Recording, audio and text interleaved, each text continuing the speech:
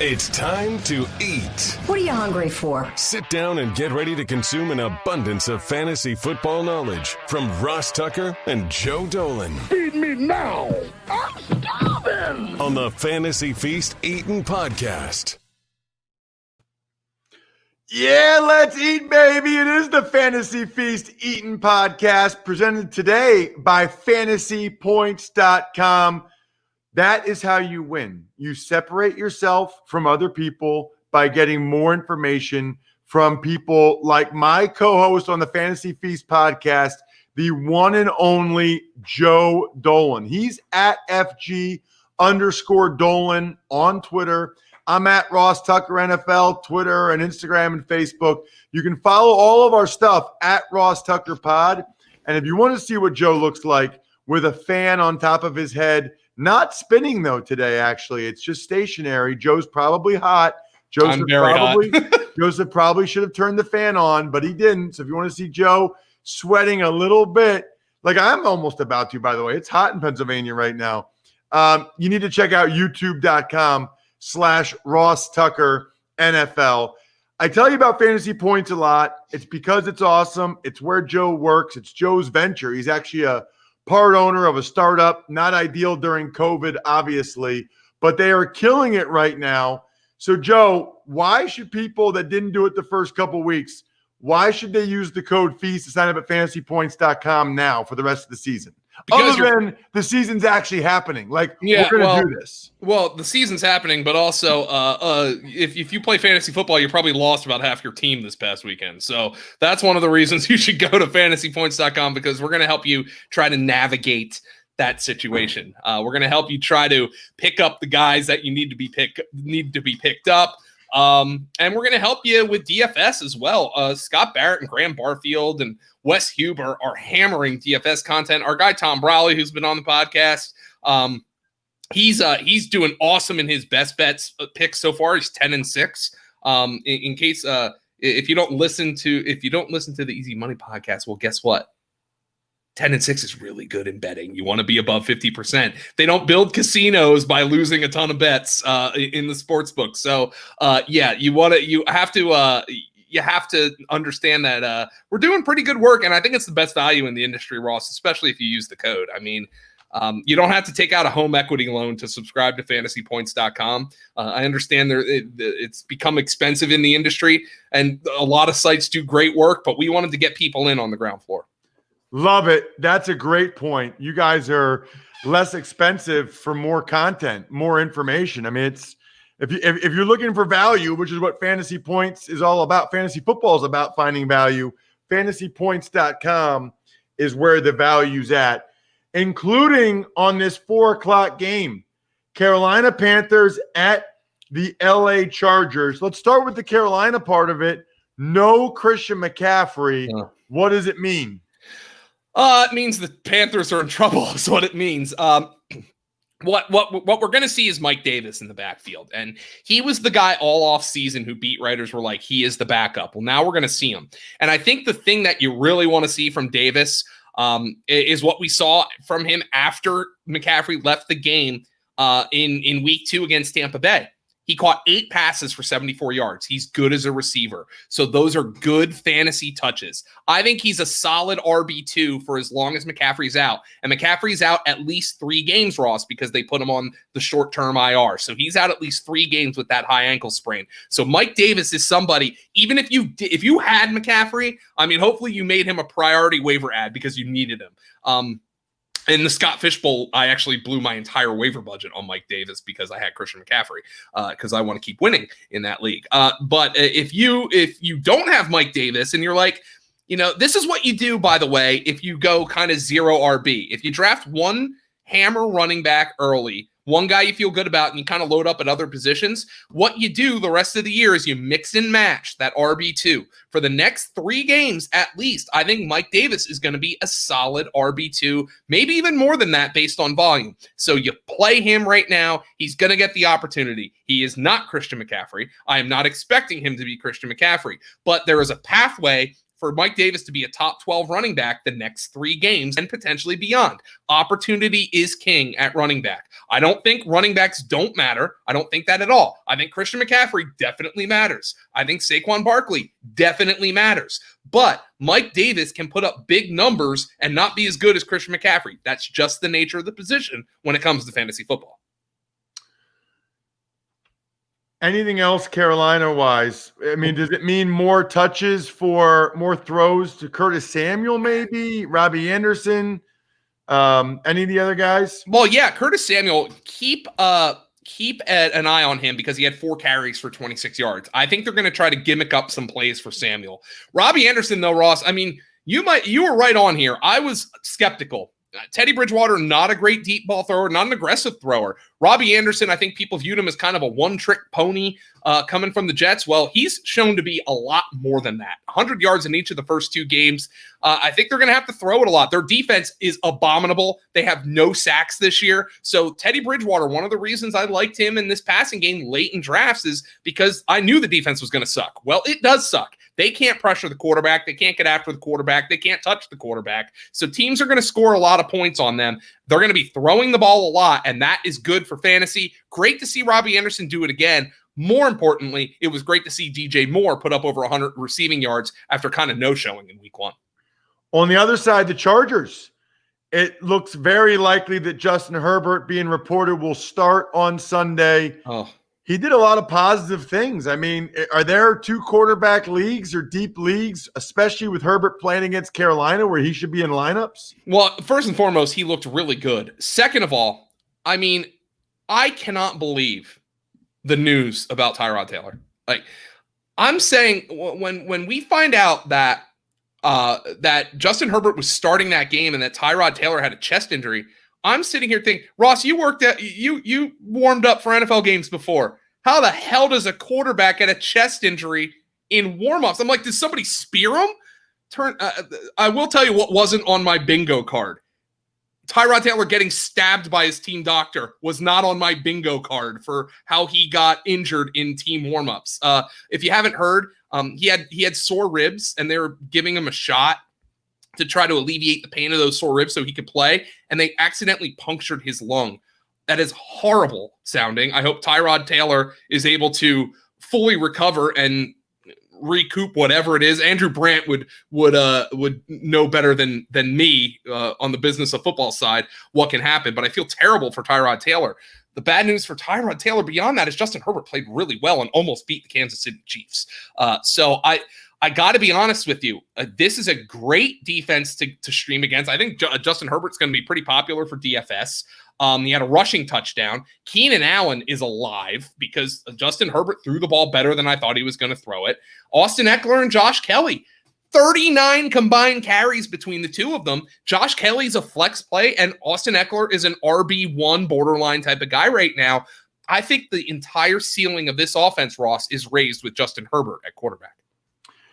I agree. By the way, I don't know. I thought a couple days ago this is what happened to Tyrod Taylor. I thought Dr. Chow said it. I was a little surprised it was like breaking news today. I do know other people this has happened to. I know a college freshman that was 18 years old, and this happened to them.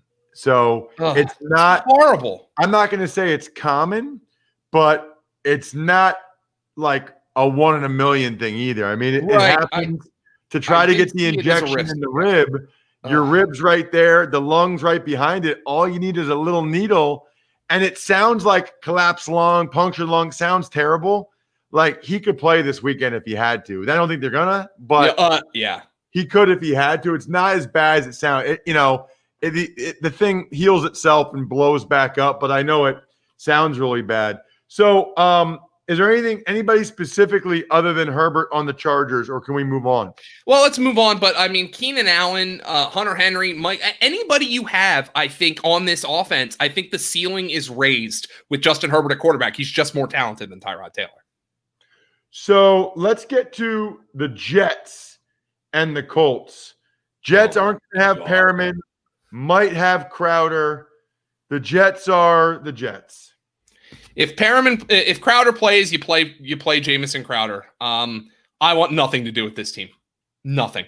I mean, just absolutely nothing. I'm in a super flex guillotine league, and I dropped Sam Darnold this week. I'm like, I don't even want the quarterback, I want nothing to do with this team right now. Just nothing.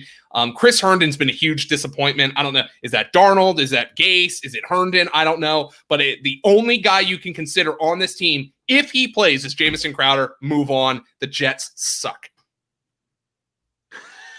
Okay. How about the Colts?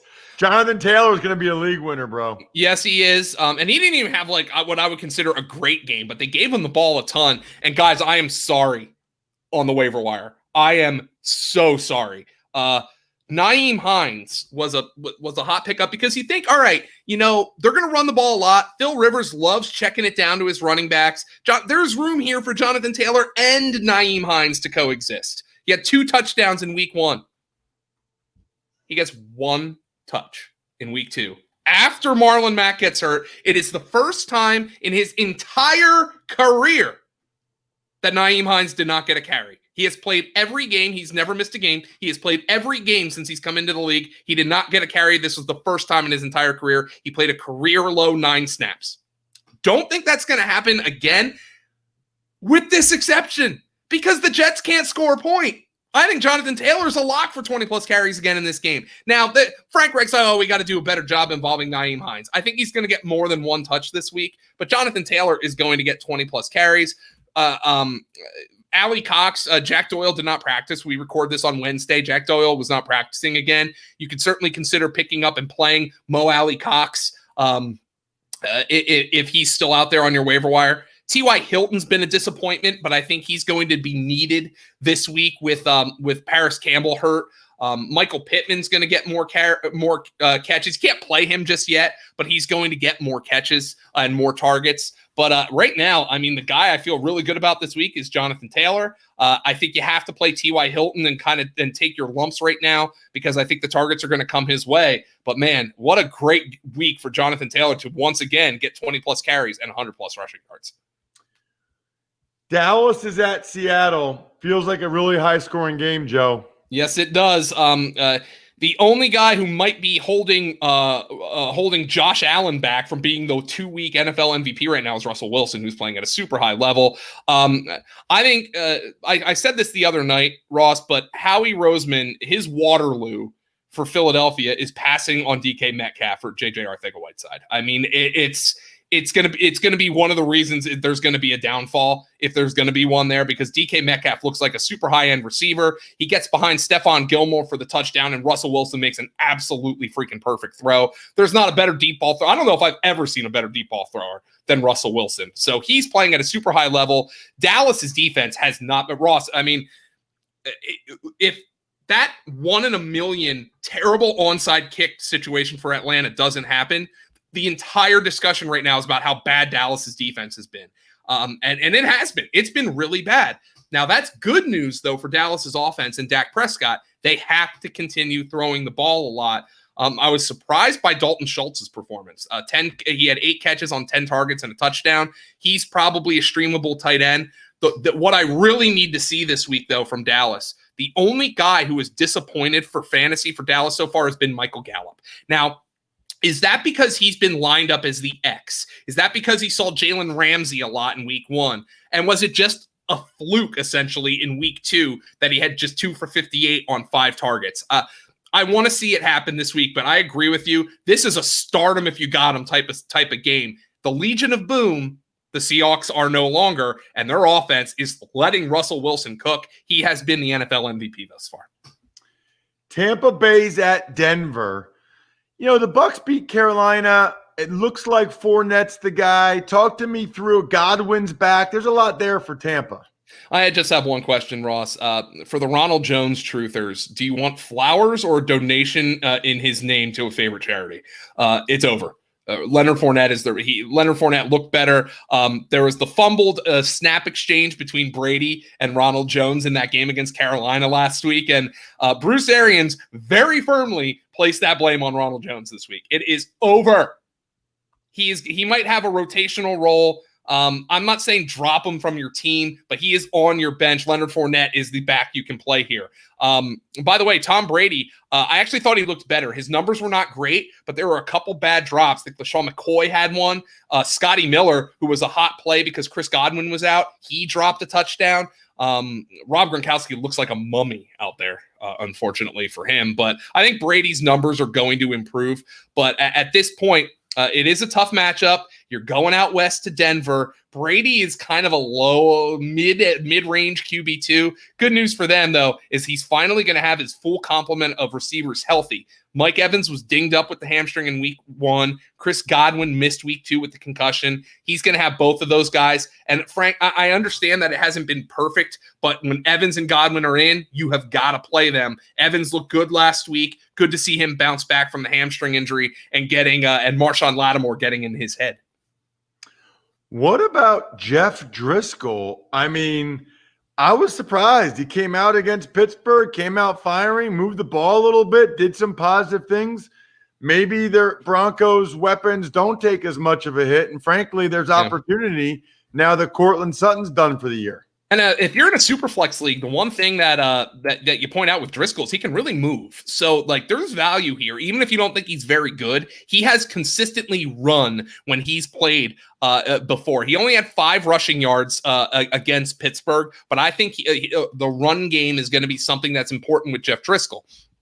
I think they're going to run the football. I think Melvin Gordon has his opportunity to really take this backfield over.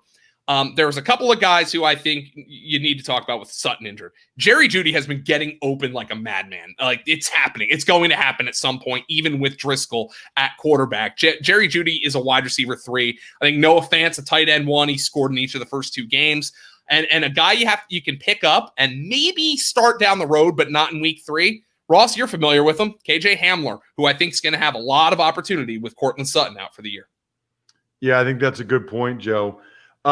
Speaking of opportunity, I like to let you guys know about opportunities that I think can be really helpful from time to time. One of those is Lightstream. Their fixed rate credit card consolidation loans start at 5.95% APR with auto pay and excellent credit. So here's the deal. It's not the worst thing in the world if you got into some credit card debt. It happens. A lot of people, college, it happens. Get it. COVID happens. What is ridiculous is if you don't realize that there's Lightstream where you can get 5.95% rather than paying the credit card interest rates that typically average over 19% APR.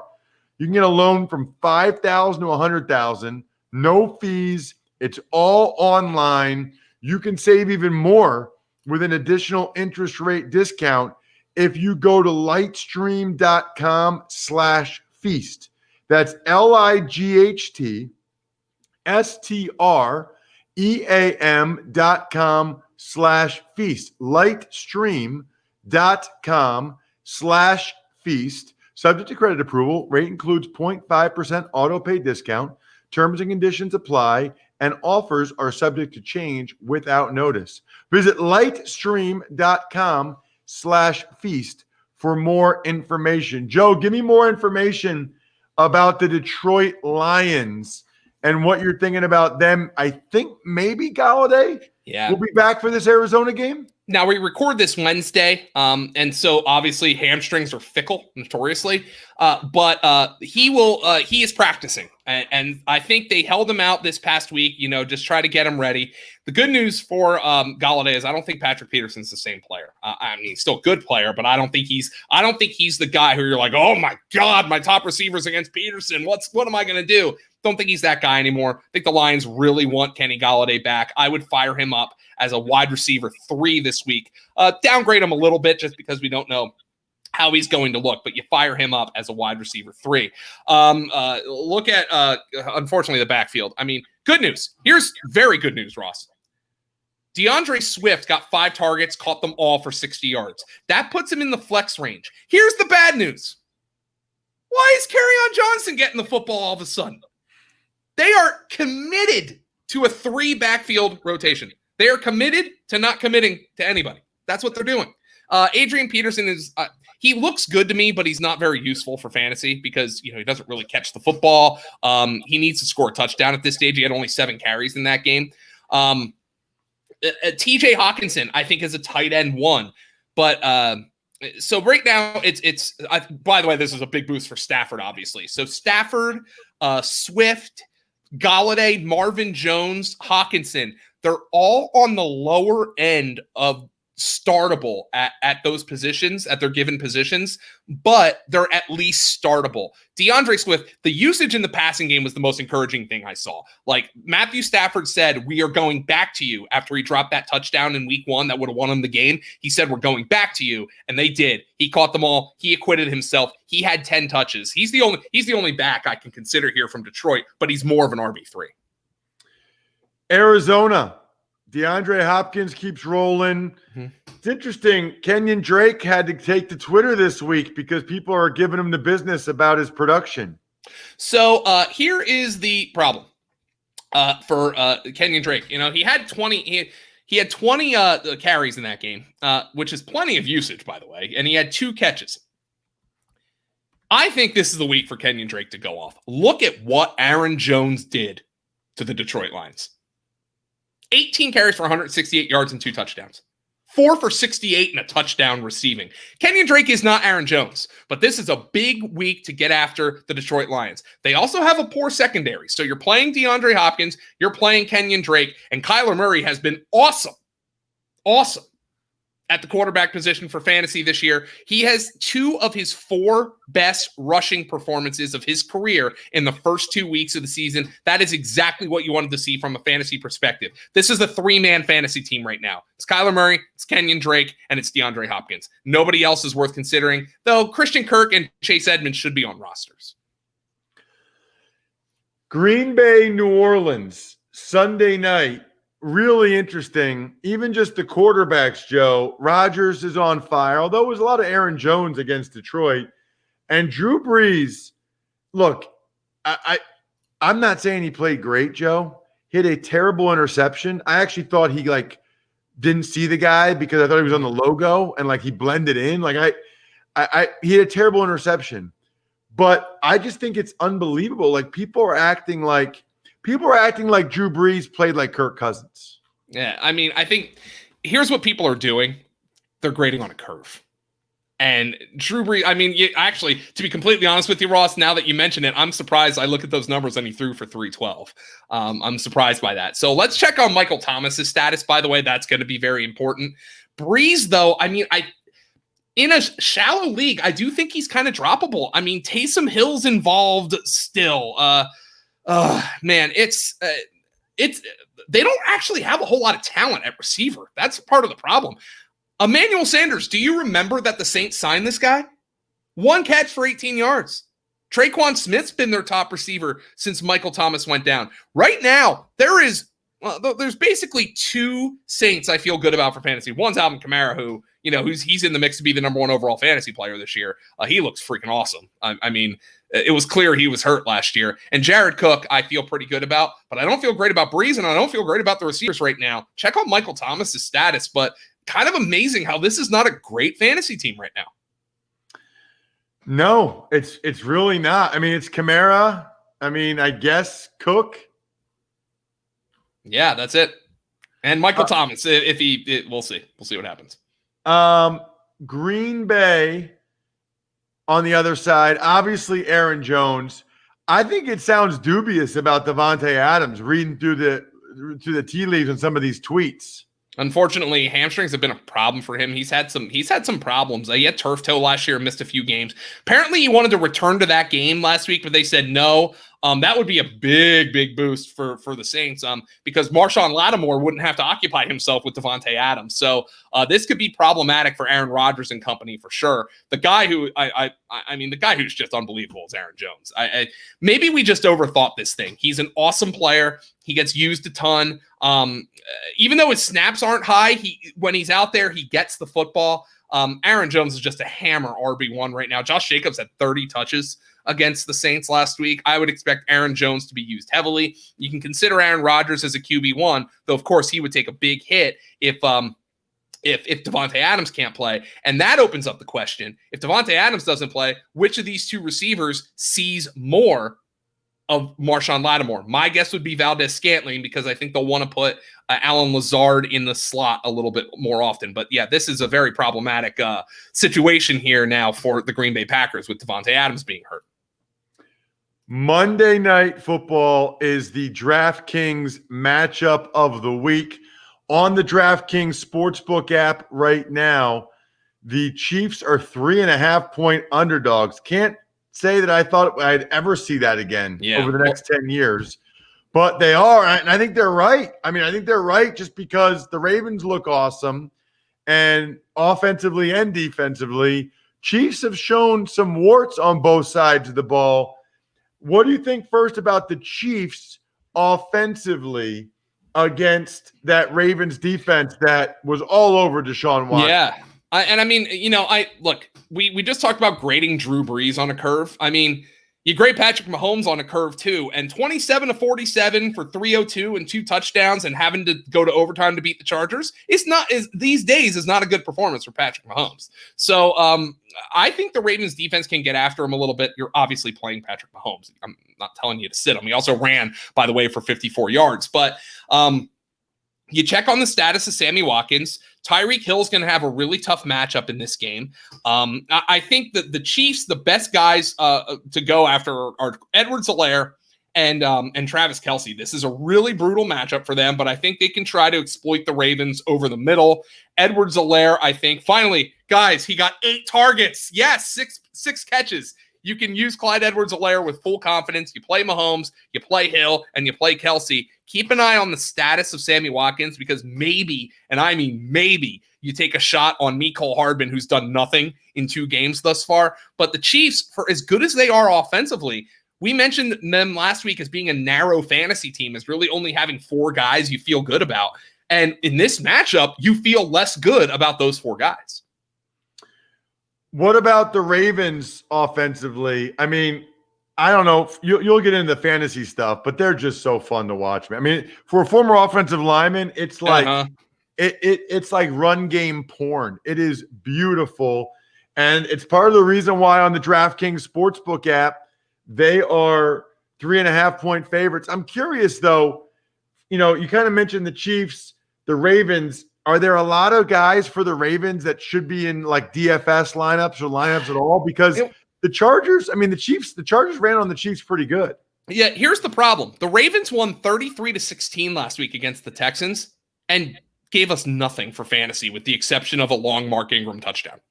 That's it. Lamar Jackson running for 54 yards at this point is considered a disappointment. He threw for only 1 touchdown. That touchdown went to Patrick Ricard, USS Enterprise.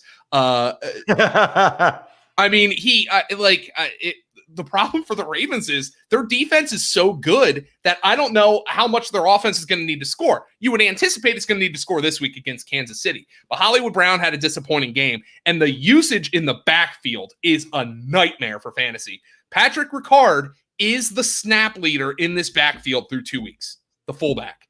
Okay. Mark Ingram played fewer snaps than him. J.K. Dobbins looked awesome, but he got 3 touches last week. So what you're doing here is obviously you're playing Lamar. You have to play Mark Andrews, who, by the way, only had 1 catch last week. You have to play Hollywood Brown because, I mean, those are Lamar's 2 guys.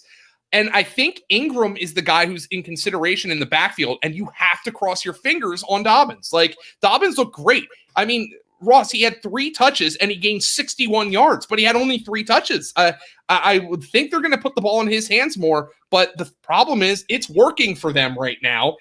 They don't need to adjust. I still think they're going to get more production out of that backfield, but they don't need to adjust. That's the problem. It's a remarkable thing to watch. Make sure not only do you watch those primetime games, but you go to fantasypoints.com, you use the code FEAST. Look, I know a lot of people were hesitant, late to the game with fantasy this year. You didn't know if it was going to happen or not. 0 positive tests for NFL players last week in week 2. 0. This is happening. I'm not saying it's going to be perfect, but it's absolutely happening. It's a great year for you to actually try to win your league and beat up on your buddies. So subscribe to fantasypoints.com, Throw the code FEAST in. Support Joe and all the great work they're doing over there. And forget even that part of it. Just win. Just get the best value in the business, period. Check out Joe on Twitter as well, at FG_Dolan. And make sure you check out the GOAT, Greg Cosell, on today's Ross Tucker Football Podcast. I'm stuffed. We're done. Thanks for listening to the Fantasy Feast podcast. Make sure to also subscribe to the Ross Tucker Football Podcast, Even Money, Business of Sports, and the College Draft. All available at Apple Podcasts, rosstucker.com, or wherever podcasts can be found.